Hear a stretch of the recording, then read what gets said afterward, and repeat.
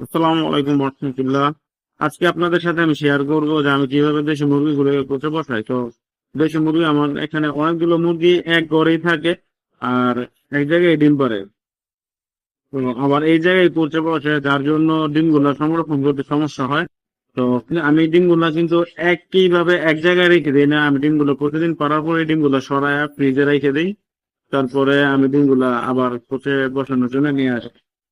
তো আজকে কিভাবে বসে আমি অনেকগুলো মুরগির মাঝখানে, আর যদি সবগুলা ডিম একসাথে রাখা হয়, মুরগিগুলো ডিম পাড়ার পরে যদি ডিমগুলো উঠানো না হয়, তো কিছু কিছু মুরগি দেখা যাচ্ছে আবার ওই তাড়াতাড়ি কোথায় চলে আসে, আর আবার ডিমগুলো উম দিয়ে ফেলে ডিমগুলো নষ্ট হয়ে যায়। তো এভাবে অনেকবার ট্রাই করার পর ডিমগুলো নষ্ট হয়েছিল, যার কারণে এখন নতুন একটা পদ্ধতিতে ডিম সংরক্ষণ করে ডিমগুলো সংরক্ষণ করে ফ্রিজে রেখে দিই, তারপরে বের করে রাখি। মুরগি যখন কোথায় আসে তিনটা চারটা একসাথে, তখন দিয়ে দিই। দেখা যাচ্ছে তিনটা চারটা একসাথে বসলে একটা সুবিধাটা হচ্ছে কি, যে মুরগিটা যখন বাচ্চা নিয়ে নামে, অনেকগুলো বাচ্চা একসাথে নামে, তাদের ভ্যাকসিনেশন করতে সহজ হয় আর কি।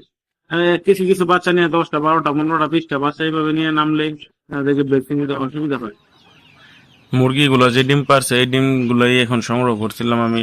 মানে এই যে জায়গায় ডিম পারছে জায়গা থেকে সরাই অন্য জায়গায় দিয়ে দিয়েছিলাম। তো এখন ডিম পাড়ার শেষে এখন তারা কোচে আসতেছে আর কি, একটার পরে একটা। তো ওই কোচে বসাবো আর কি মুরগিকে, তাই জন্য ডিম বের করে রাখছিলাম আগে ফ্রিজ থেকে বের করে এখন আবার কোচে বসাবো আর কি। তো যেই ঘরে বসাবো এই ঘরে অনেক মুরগি থাকে একসাথে, তো কখন কোনটায় ডিম পাঠাতে সেটা জানি না। তাই জন্য ডিমেতে মার্ক করে দিতেছিলাম যেন সিন করতে পারি বা মার্কটা দেখে বুঝতে পারি যে কোনটা আগের ডিম কোনটা পরের ডিম। তো এইভাবে আমি বসাইতেছি। আর এই যে এটা ছিল, এটাতে আমি বসাবো আর কি। এখন মুরগিকে, একটা মুরগিকে 16টা ডিম দিয়ে বসাবো।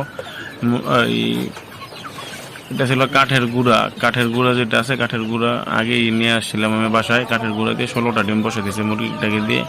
তো এইভাবে আমি পর্যায়ক্রমে প্রায় সময় বসাই থাকি মুরগিকে। আর মুরগির ডিমগুলো আরও ভালোভাবে সংগ্রহ করি আমি, কিন্তু কীভাবে সংগ্রহ করি এটা পরে একটা কোনো সময় বিস্তারিত বলবো ইনশাল্লাহ।